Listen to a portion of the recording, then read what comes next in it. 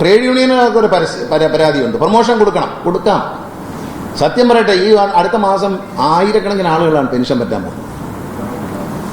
അതിന് നിങ്ങളാരും പെൻഷൻ പ്രായം വർദ്ധിക്കാൻ ചോദിച്ചില്ല. പിന്നെ കൊടുത്താലൊരു കുഴപ്പമുണ്ട്. 22,000 തൊഴിലാളികൾ 2,700 പേര് ഒരു ജോലിയും ചെയ്യാതെ നടുവേനയാ, കാലുവേനയാ, വയറുവേനയാ എന്ന് പറഞ്ഞ് നടപ്പുണ്ട്. അവർ കൂടുതൽ കിട്ടും. ഏതാ എക്സ്റ്റൻഷൻ? ഒന്നുകിൽ അവർ പിരിഞ്ഞു പോകണം, അല്ലെങ്കിൽ ജോലിക്ക് വരണം. ആർക്കും ജോലി ചെയ്യാൻ വയ്യ. വളരെ തന്ത്രപരമായി നടുവിന് വേനയാണ്. എന്താ കാര്യം, ഞാൻ ടിക്കറ്റ് ഞാൻ കാശി തരാം, വേണ്ട. ഇതൊക്കെ ഇന്ന് കണ്ടുകൊണ്ടിരിക്കുകയാണ്, സഹിക്കുന്നില്ല കണ്ടിട്ട്. കാരണം കുറെ ആളുകൾ കഠിനാധ്വാനം ചെയ്യുന്നു, രാവും പകലും ഓടി നടക്കുന്നു, റോഡിൽ നിർത്തുന്നവരെ വിളിച്ചു കയറ്റുന്നു, വണ്ടിക്കകത്തേക്ക് വെയിൽ കൊള്ളുന്നു, പൊടിയടിക്കുന്നു. ഇതൊരു വിഭാഗം ആളുകൾ, ഭൂരിപക്ഷം വരുന്നൊരു വലിയ വിഭാഗം. വേറെ കുറെ ആളുകൾ ചുമ്മാതിരിക്കാൻ വേണ്ടി നടുവേനയാണ്. നമുക്ക് കണ്ടുപിടിക്കാൻ പറ്റാത്ത ചില അസുഖങ്ങളുണ്ട്. വയറ്റുവേനയാന്ന് പറഞ്ഞാൽ എങ്ങനെ കണ്ടുപിടിക്കുന്നു? നടുവേനയാന്ന് പറഞ്ഞാൽ കണ്ടുപിടിക്കാൻ പറ്റില്ല. നടുവിന് വേന സാറേ എന്ന് പറയാം, എളുപ്പമുണ്ട്. എല്ലാവർക്കും നടുവേനയാണ്. PSC വഴി ജോലി കയറുമ്പോൾ അത്യാവശ്യമായി പ്രമോദ് ശങ്കർ ആദ്യം ചെയ്യേണ്ടത്, ഇനി PSC വഴി ആളെ എടുക്കുമ്പോൾ പോലീസിൽ എടുക്കുന്ന പോലെ ആരോഗ്യമുണ്ടെന്ന് ഉറപ്പ് വരുത്തിയിട്ട് എടുക്കാവും. കയറിക്കഴിഞ്ഞാൽ അപ്പം തന്നെ ബസ്സിൽ കയറിയതുകൊണ്ട് എനിക്ക് നടുവിൻ്റെ സ്ഥാനം മാറിപ്പോയി എന്നൊക്കെ പറഞ്ഞ് നടക്കി. എന്നാൽ ശരി, ടിക്കറ്റ്. ഇന്നലെ ഒരു ലേഡി എന്നെ സമീപിച്ചു. ഞാൻ പറഞ്ഞു ടിക്കറ്റ് ഞാൻ കാശി തരാം, അത് ഞാൻ MD യോട് പറയാം, അല്ലാതെ ഞാൻ പറയില്ല. അല്ല അത് വേണ്ട. പിന്നെ ഏതാണ് ജോലി? കണ്ടക്ടറായി ജോലി കയറിയ ഒരാളിന് വേറെ ഏതാണ് ഒരു ജോലി? ഇനി CMDയുടെ ഒഴിവ് മാത്രമേ ഉള്ളൂ, അത് വേണമെങ്കിൽ കൊടുക്കാം. അല്ലെങ്കിൽ പിന്നെ ടിക്കറ്റ് കാശി രാത്രി ടിക്കറ്റ് കാശി ജോലി ചെയ്യാൻ വയ്യാന്ന് പറഞ്ഞാൽ നിങ്ങൾ ചിന്തിക്കൂ. രാത്രിയല്ലേ വണ്ടിയെല്ലാം വരുന്നത്? ഈ വണ്ടികളെല്ലാം പുറപ്പെടുന്ന രാത്രിയാണ് പോകുന്നത്. ടിക്കറ്റ് സെറ്റ് ചെയ്ത് കൊടുക്കേണ്ട. നേരം വിളക്കുമ്പോഴാണ് അവർ വരുന്നത് കൂടുതലും. ഒരു 8 മണി 9 മണി 10 മണി കഴിഞ്ഞാൽ പിന്നെ ഇല്ല. പിന്നെ വണ്ടികളെല്ലാം പോയി കഴിഞ്ഞു, ലോക്കൽ വണ്ടിയെല്ലാം.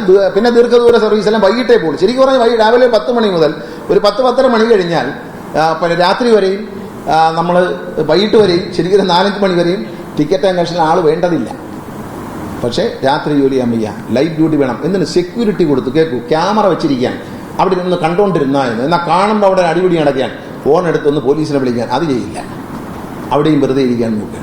ദയവ് ചെയ്ത് വയ്യാത്തവർ പിരിഞ്ഞു പോയാൽ ആയിരക്കണക്കിന് ആളുകളെ PSC വഴിയായാലും KSRTCയിലേക്ക് പ്രവേശിക്കാൻ കഴിയും. അതെങ്കിലും ചെയ്തു തരിക എന്നുള്ളൂ. ആ ആനുകൂല്യം വാങ്ങിച്ച് അവർ പിരിഞ്ഞു പോയാൽ ആരോഗ്യമുള്ളവർ ജോലി ചെയ്യട്ടെ, അല്ല പിന്നെ പുതിയ ചെറുപ്പക്കാർ കടന്നു വരട്ടെ, അവർക്ക് തൊഴിലവസരം കിട്ടട്ടെ. നമ്മൾ കയറി ഈ വഴി കിടക്കുകയും ചെയ്യും മാറുകയില്ല എന്നുള്ള ചിന്താഗതി ശരിയല്ല. നമ്മൾ മാറിക്കൊടുക്കും. ആനുകൂല്യങ്ങൾ ജോലിക്ക് വരാൻ പറ്റത്തില്ല, എന്നാൽ ബില്ല് മാറുമോ, ശമ്പളം മാറുമോ? ഇല്ല. ലൈറ്റ് ഡ്യൂട്ടി വേണം. ഈ ലൈറ്റ് ഡ്യൂട്ടി എന്ന് പറഞ്ഞാൽ ഒരു ജോലിയും ഇല്ലാതെ ശമ്പളം പറ്റുമെങ്കിൽ വീട്ടിൽ കൊണ്ട് കൊടുക്കുക. നമ്മൾ പിന്നെ ക്യാൻസറിന്റെ കാർഡ് വീട്ടിൽ കൊണ്ടു കൊടുക്കുന്ന കണക്ക് വീട്ടിൽ കൊണ്ട് തന്നിട്ട് പോയാൽ ഏറ്റവും വൈകിട്ടാകുമ്പോൾ പൈസ എടുത്തുകൊണ്ട് വീട്ടിൽ ചെന്ന് ശമ്പളം കൊടുത്ത് ഒപ്പിട്ട് വാങ്ങിച്ചുകൊണ്ട് വന്നാൽ, നമ്മൾ ഈ പ്രായമുള്ള അമ്മമാർക്ക് ക്ഷേമ പെൻഷൻ വീട്ടിൽ കൊണ്ടുകൊടുത്ത് ഒപ്പിട്ട് വാങ്ങിക്കുമല്ലോ ബാങ്കുകാർ, അതുപോലെ ഒപ്പിട്ട് വാങ്ങിച്ചാൽ സന്തോഷം. വരാതിരിക്കണം. അതൊക്കെ ഇതിനെ നശിപ്പിക്കാനാണ്. ജോലി എന്നൊരു നല്ല വിഭാഗം. ഇപ്പൊ ഇൻസ്പെക്ടർമാർക്ക് ജോലിയില്ല, അവരെ CMD സ്ക്വാഡാക്കി മാറ്റി. ഇപ്പൊ നിങ്ങൾ ശ്രദ്ധിക്കൂ, റോഡിൽ ഇറങ്ങിയാൽ വണ്ടി കഴുകിയിട്ടുണ്ടല്ലോ. നമ്മളിപ്പോൾ കഴുകാനുള്ളൊരു ടെൻഡർ വിളിച്ചിരിക്കുകയാണ്, കോൺട്രാക്ട് കൊടുക്കാൻ തീരുമാനിച്ചു.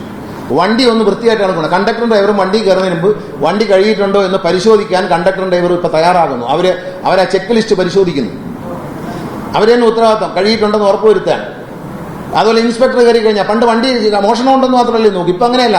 വണ്ടി കൈകാണിച്ചാൽ നിർത്തുന്നുണ്ടോ, യാത്രക്കാർക്ക് എന്തെങ്കിലും അഭിപ്രായ വ്യത്യാസമുണ്ടോ, ഇതെല്ലാം CMD സ്ക്വാഡിലെ ഇൻസ്പെക്ടർമാർ ചോദിച്ച് മനസ്സിലാക്കുന്നുണ്ട്. ഇപ്പൊ അവർക്കൊരു അധികാരം വന്നു.